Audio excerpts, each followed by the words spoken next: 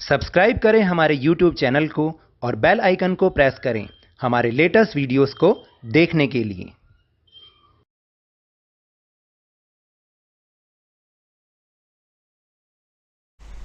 Hello and welcome to Lavneesh sir की class.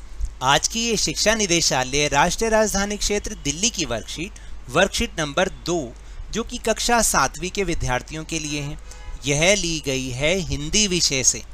और आज इसमें हम बहुत ही मज़ेदार कविता सूर्य के बारे में समझेंगे। यानी सुबह सुबह कैसा सीन होता है, कैसा दृश्य होता है। हरिवंश राय बच्चन जी जिन्होंने ये कविता लिखी है उसके बारे में आज हम समझेंगे। बहुत ही आसान है। पहले हम कविता को धीरे धीरे पढ़ेंगे, आप भी मेरे साथ उसको पढ़ने की कोशिश करना और फिर हम उसका मतलब समझेंगे।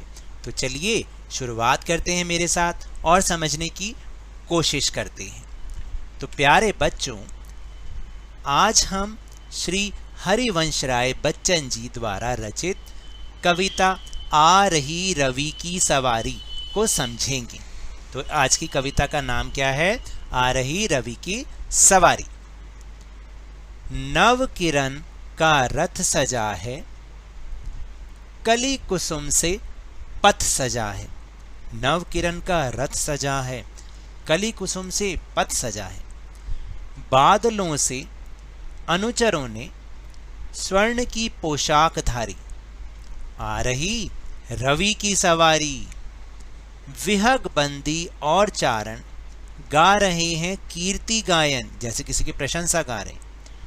छोड़कर मैदान भागी तारकों की फौज सारी, आ रही रवि की सवारी। चाहता उछलूं विजय कहे, पर ठिठकता देखकर यह। रात का राजा खड़ा है राह में बनकर भिखारी, आ रही रवि की सवारी। आप इसको दोबारा भी पढ़ें ताकि आपकी रीडिंग भी अच्छी होगी और आपको इसका भाव भी पता चलेगा। पढ़ते पढ़ते भी कुछ चीज़ हमें समझ में आती है कि हमें उसको किस भाव से पढ़ना है। तो चलिए अब हम इसका अर्थ समझते हैं। इस कविता में कवि ने सूर्योदय का वर्णन किया, यानी सुबह के समय का जब सूर्य उदय होता है, और सूर्य को राजा के रूप में प्रस्तुत किया है। जैसे राजा होता है ना, ऐसे ही सूर्य देव भी, सूर्य भगवान भी सुबह सुबह आते हैं। कवि कहता है कि सूर्य रूपी राजा की सवारी आ रही है। जैसे राजा की सवारी आती है ना, उसका रथ सुबह की किरणों से सजा है। हमने बोला ना, कली कुसुम से पथ सजा है, नव किरण का रथ सजा है।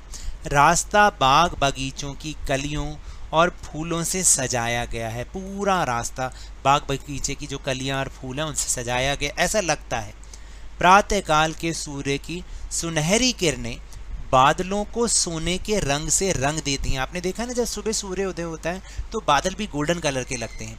ऐसा लगता है कि जैसे बादल सूर्य के सेवक हैं जो सोने की सुनहरी पोशाकें पहने हैं। इस प्रकार सूर्य की सवारी आ रही है। प्रातःकाल जब सूर्य उदय होता है तो रात के अंधकार से सभी को मुक्ति मिलती है। यानी जैसे ही दिन होता है तो सब तरफ अंधेरा दूर हो जाता है। ऐसा लगता है कि जैसे कोई राजा विजयी होकर अपने रथ पर सवार होकर आया हो और अपने राजा को देखकर जो उसके पक्षी रूपी बंदी हैं, जो उसके सेवक हैं, जो दूसरे सेवक हैं, उसकी प्रशंसा में गीत गा रहे हों। ऐसा लगता है कि जैसे वो कहीं से जंग जीत कर आ रहा है और सब लोग उसकी विजय प्रशंसा के गीत गा रहे हैं। सूर्य अचानक चंद्रमा की दशा देखकर ठिठक जाता है कि रात का राजा चंद्रमा रास्ते में भिखारी बन खड़ा है, अर्थात परिवर्तन संसार का अटल सत्य है। मतलब देखिए, ये क्यों कहा गया है कि जो रात का राजा चंद्रमा है वो रास्ते में भिखारी बन के खड़ा है। आप देखिए सुबह सुबह क्या होता है। सुबह सुबह कई बार हम देखते हैं जब सूर्य उदय हो रहा होता है तो उस समय हमें चंद्रमा भी दिखाई देता है, लेकिन चंद्रमा की शोभा वैसी नहीं होती है जैसी रात के समय में होती है। रात को चंद्रमा बहुत अधिक चमकता है, लेकिन सुबह सूर्य के प्रकाश में वो बिल्कुल फीका फीका लगता है, जैसे कि रास्ते में भिखारी बन के खड़ा हो। तो जिस प्रकार रात के अंधेरे को सूर्य अपनी किरणों से दूर कर देता है, उसी प्रकार मनुष्य के जीवन में भी सुख और दुख का चक्र चलता रहता है। मनुष्य को आने वाली हर परिस्थिति के लिए तैयार रहना चाहिए। इसी में ही समझदारी है। तो आइए जानें आपने क्या समझा और क्या सीखा। नीचे दिए गए प्रश्नों के उत्तर दीजिए। तो अभी अभी ऊपर जो हमने समझा उसी के ऊपर आधारित ये प्रश्न है जिनके हमें उत्तर देने हैं। तो पहला प्रश्न है कि देखिए, सोने की पोशाक किसने पहनी है? तो बताइए किसने पहनी है सोने की पोशाक? बादलों ने। जैसे मैंने आपको बताया था ना कि सुबह सुबह गोल्डन कलर के हो जाते हैं बादल, इसलिए हम ऐसे कह रहे हैं कि बादलों ने। फिर प्रशंसा में कीर्ति गायन कौन कौन गा रहा है? पक्षी रूपी बंदी और अन्य सेवक। इस तरह से आपको लिखना है। फिर अगला प्रश्न है कि रात का राजा भिखारी बनकर क्यों खड़ा है? तो देखिए, आप लिखेंगे कि रात का राजा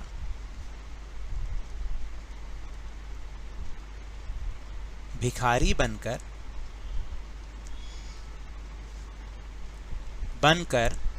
इसलिए खड़ा है क्योंकि जो शोभा रात के समय में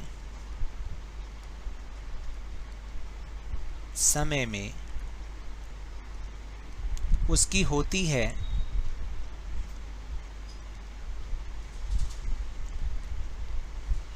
दिन के समय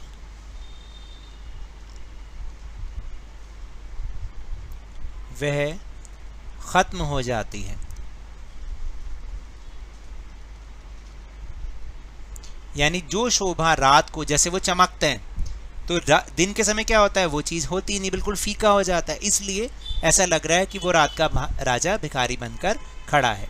फिर प्रश्न नंबर 4 है कि सूर्य के 3 पर्यायवाची लिखिए। तो सूर्य के 3 और नाम क्या हो सकते हैं? एक तो अभी इस कविता में ही आया, रवि, दिनकर और भास्कर। ये 3 अलग अलग पर्यायवाची हैं सूर्य के। फिर इसके बाद है विलोम शब्द लिखिए। रात का क्या होगा विलोम? दिन। और अंधेरा का उजाला या प्रकाश भी लिख सकते हैं आप। ठीक है।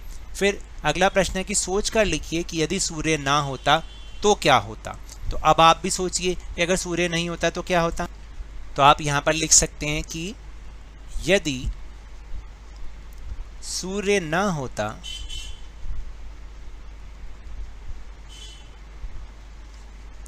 तो हर जगह अंधकार ही होता।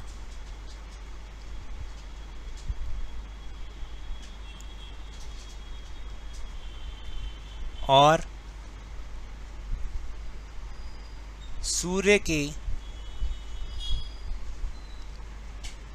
न होने पर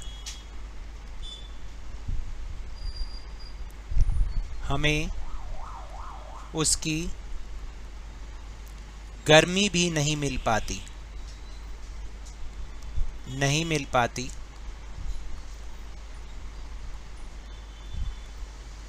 जिसके कारण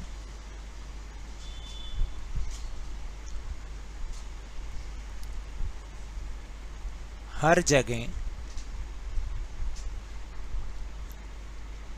सर्दी ही सर्दी होती।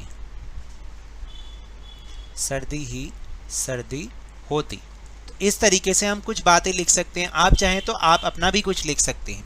तो ये तो थी आज की वर्कशीट। अगर मेरे इस तरह समझाने से आपको थोड़ा सा भी समझ में आया हो तो इस चैनल को ज़्यादा से ज़्यादा सब्सक्राइब कीजिए, लाइक कीजिए और बहुत ज़्यादा शेयर कीजिए। जल्दी से जल्दी से 50K तक पहुंचा दीजिए। लेकिन याद रखिएगा, कोरोना वायरस अभी भी फैल रहा है, तो इससे सुरक्षित रहने के लिए मास्क अवश्य पहनें और जब भी आपकी बारी आए अपना टीकाकरण अवश्य कराएं, क्योंकि कोरोना को हराना है और ज़िंदगी को एक बार फिर से सुहाना बनाना है। इसी उम्मीद के साथ बहुत बहुत धन्यवाद।